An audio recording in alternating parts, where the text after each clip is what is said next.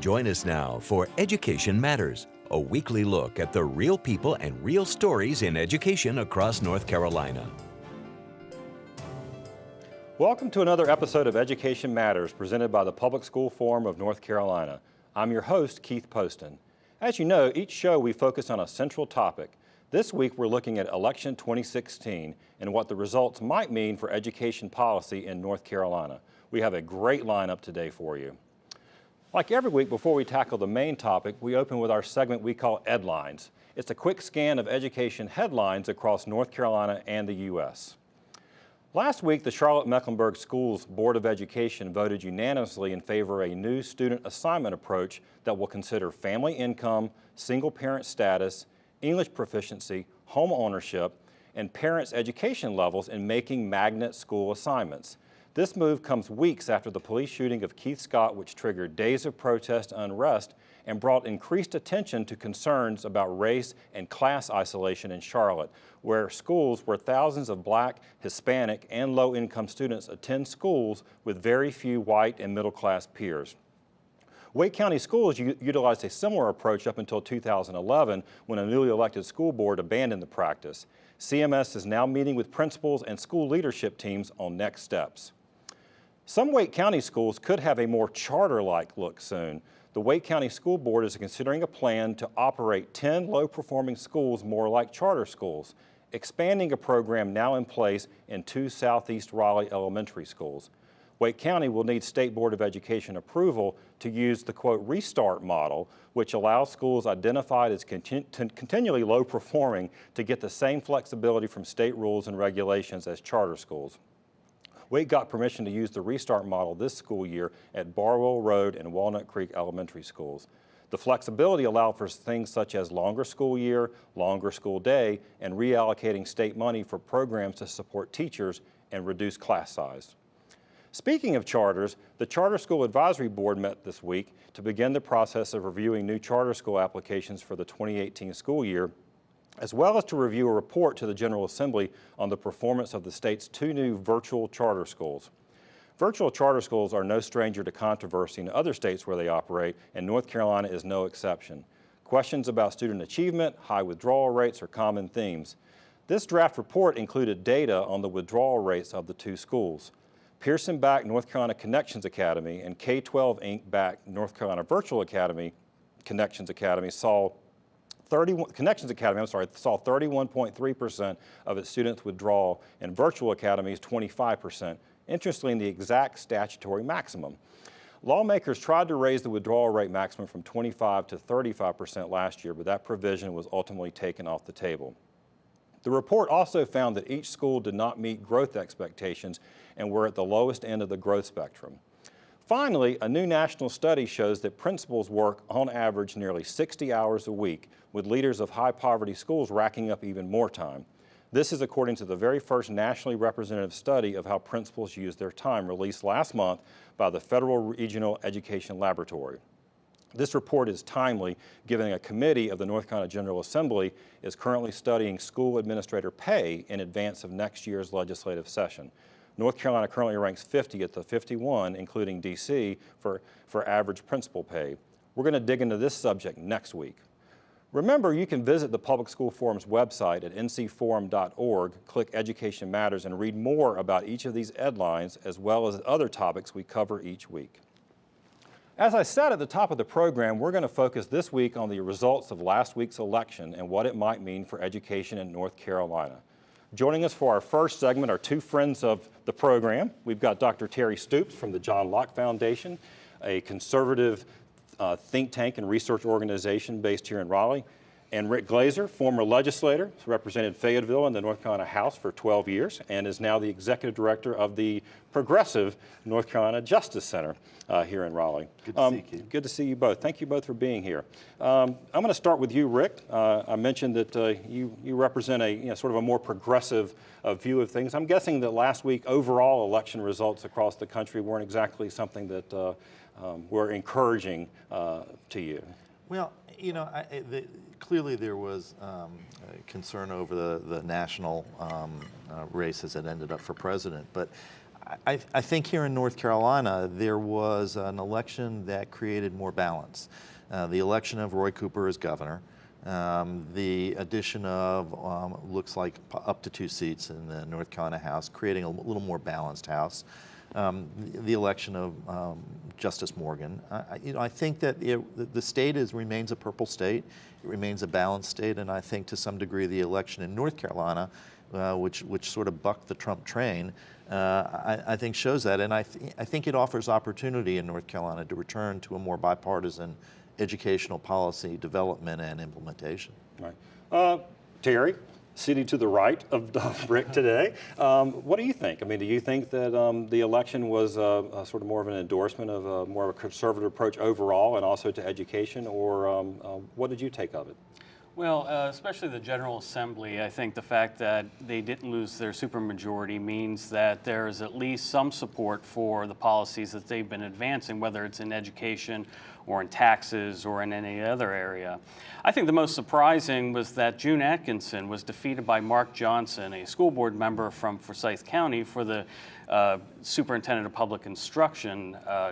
And, you know, we have to wait and see what kind of approach Mark is going to take. Is he going to hold the General Assembly and the State Board accountable using his soapbox, or is he going to be more in line with the kind of policies that they are promoting? Right. Yeah, that should be interesting to see. So one thing that was interesting to me, both sides really ran on a pro-public education platform. I mean, if you looked at Republican mailers, Democrat mailers, they talked a lot about increased support for public education, paying teachers. I mean, so should be pretty simple to find common ground when we come back in January. Well, you would think so based on the mailers.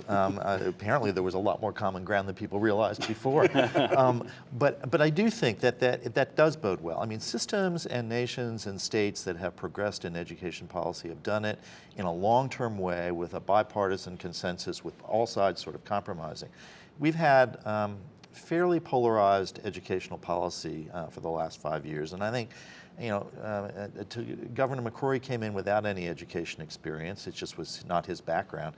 Governor Cooper will be coming in with much more, having had legislative experience and working in the education arena as well. He also knows the players, and I think that will create relationships despite the numbers. I think Terry's right. How the new superintendent of public instruction plays in, how the state board may shift or not shift. But the goal ought to be to create a globally competitive education and public education for every child. And it ought to be that we work with all of the players and all of the stakeholders in ways we haven't done in the past. That's teachers, that's school boards, that's superintendents, that's parents. And I think a report that just came out of the legislature just yesterday suggests and follows a report that Terry and I know about and were involved in years ago on recommendations about how to improve the funding stream and the funding relationship, create a little more equality in that and better access to the information for the public.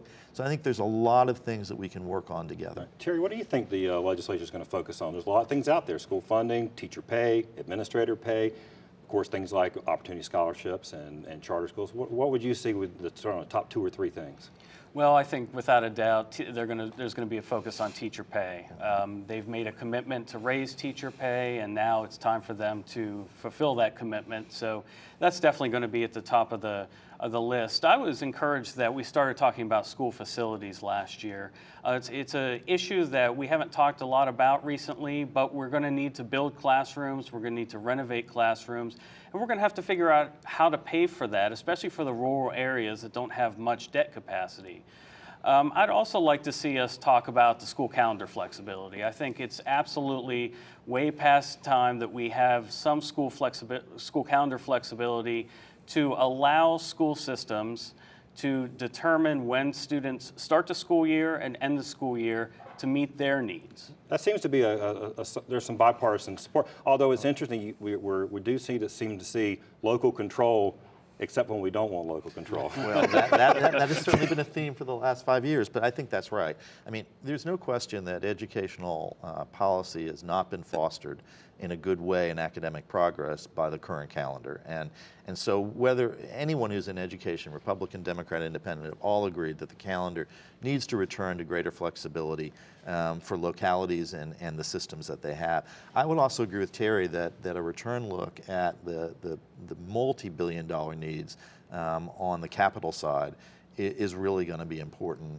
across the state for equality purposes. And I agree with him as well that teacher pay is a big issue. The question will be, are we going to proceed in teacher pay along the same theme that we have the last several years, which has caused a lot of morale problems, a lot of differential issues, and I think a relook at where we're headed, the goal may be the same, but probably we're going to have to rethink the process. Right. Terry, last word. What do you want to see? I mean, what would you like to see coming out? Let's first out of the gate.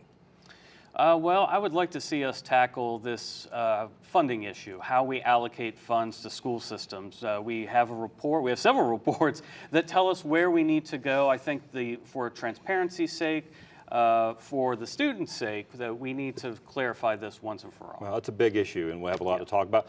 Thanks for being on today. We hope you'll come back. Thank you. Thanks. And when we come back, we're going to be joined by two guests who represent teachers and school boards.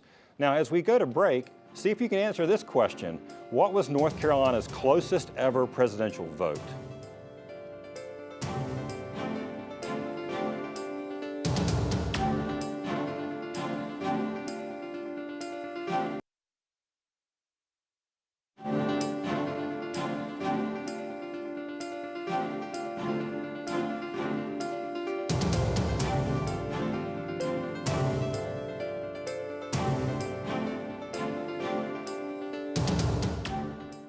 Welcome back to Education Matters. Did you guess 2008?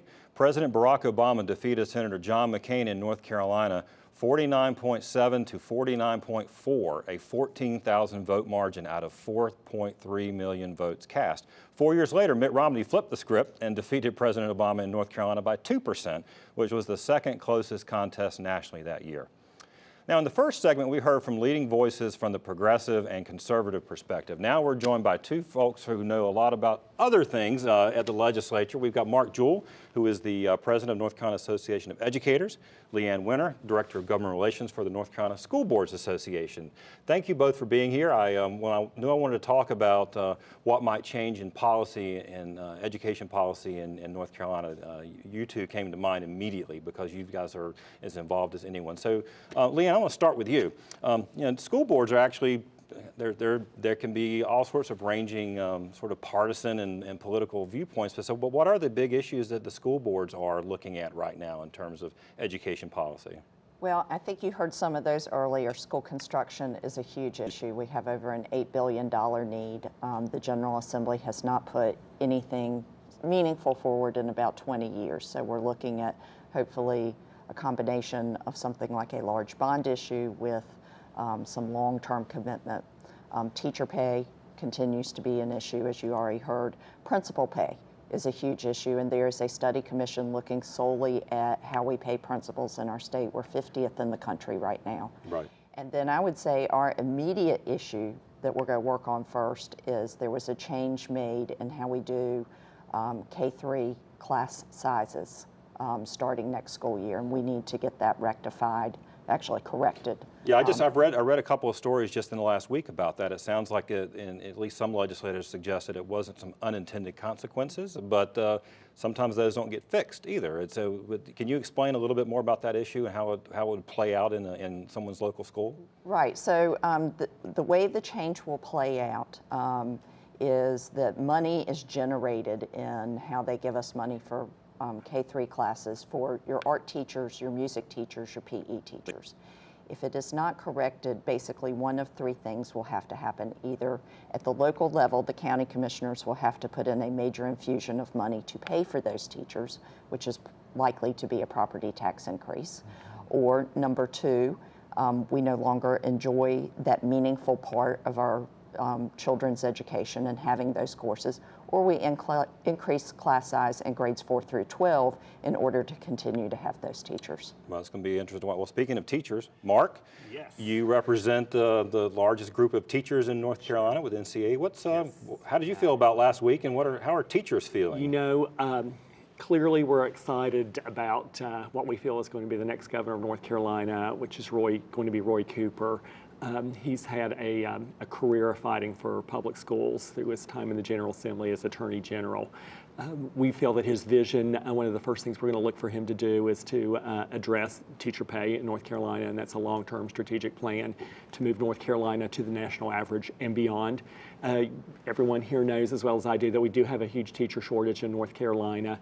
We're very concerned about the pipeline where our colleges and universities are not having the enrollment that we need to fill those positions out there. But it's also much more than teacher pay. We're very concerned about the resources for per pupil funding. We know that we're well below where we were between prior to recession in 2008, and we've got to have a commitment for our resources in technology, textbooks, supplies, and materials. Now, let me ask you, I mean, NCAA has been pretty vocal about not being real pleased with some of the things that have happened in the General Assembly, say in the last 4 to 6 years. Do you see things changing? I mean, let's say Roy Cooper's governor, right. You're still looking at supermajorities in both the House and Senate. You're exactly right.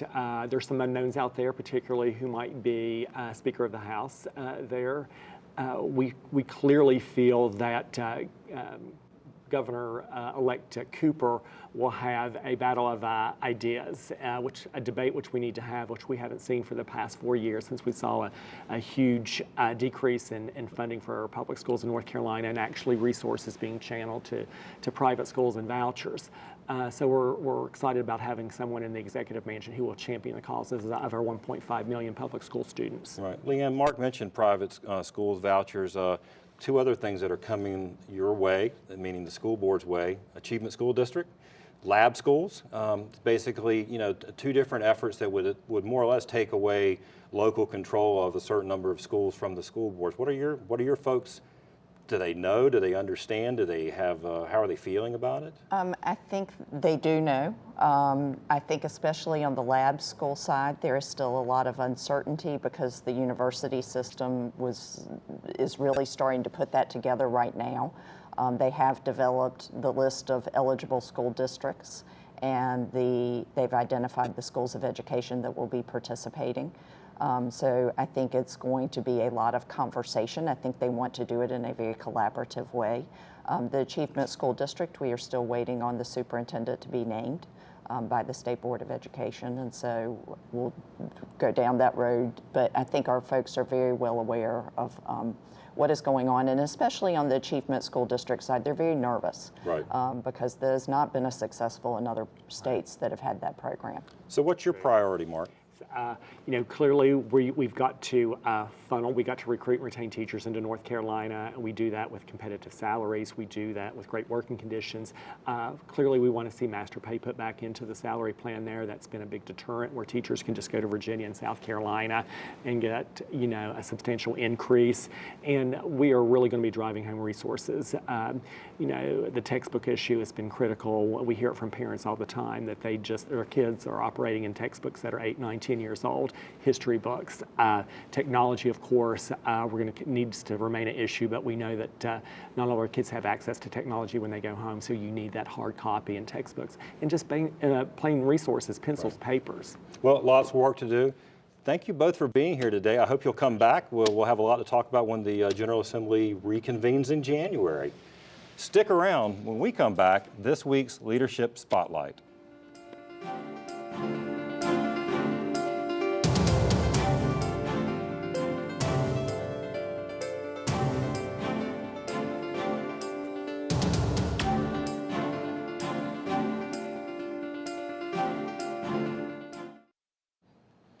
Each week, Education Matters spotlights individuals demonstrating exceptional leadership in education in North Carolina based on nominations from you, our viewers. This week, we visited Enloe High School in Raleigh and met Bill Natarnicola, who heads up the TV department there at the school, and you'll see helps change the student lives along the way. Take a look. Leadership Spotlight is presented by the Borough's Welcome Fund, advancing biomedical science by supporting research and education.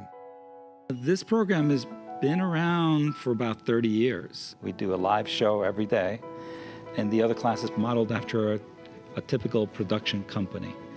where you create videos for clients, whether it be a music video or a commercial or a documentary.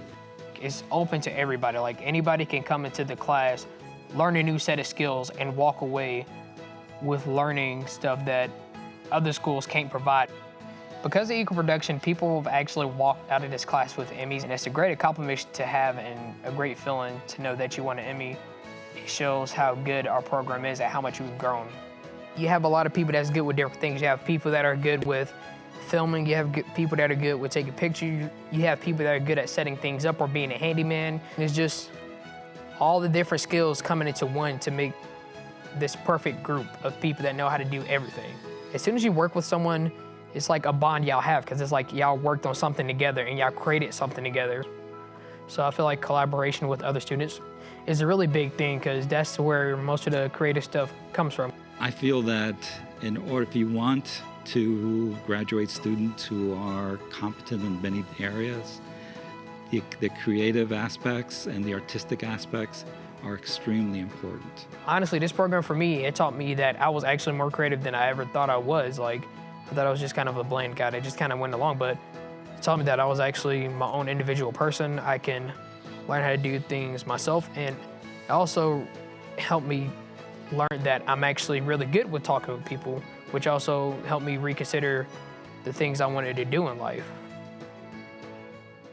If you know someone who deserves to be recognized, please visit our website, ncforum.org, click Education Matters, and you'll find a link to nominate someone in your community.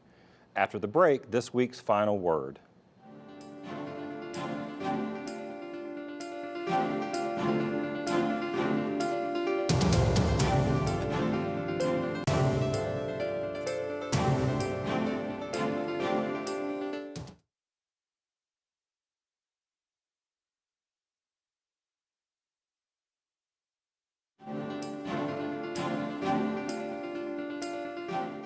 Here in Raleigh, I live in a very competitive North Carolina House district that was decided by a few hundred votes, a Democrat unseated an incumbent Republican. I also fall between two competitive Senate districts where two Republican incumbents were reelected. I point this out because my location guaranteed that I was bombarded by massive amounts of direct mail every day, multiple pieces, 5, sometimes 10 a day. I can tell you our mail carrier was bitter the entire month. I didn't have the heart to point out it's almost Christmas catalog season. But as someone who works for a group focused on public education, I was of course interested in what was being said about our schools. Funny thing is whether the mailers were from Republicans or Democrats, they all seem to be saying the same thing. Our public schools are valuable, our teachers deserve higher pay, our students need our support. They obviously read the same voter attitude polls I read that says by wide margins North Carolinians believe and support public schools and believe our teachers are underpaid.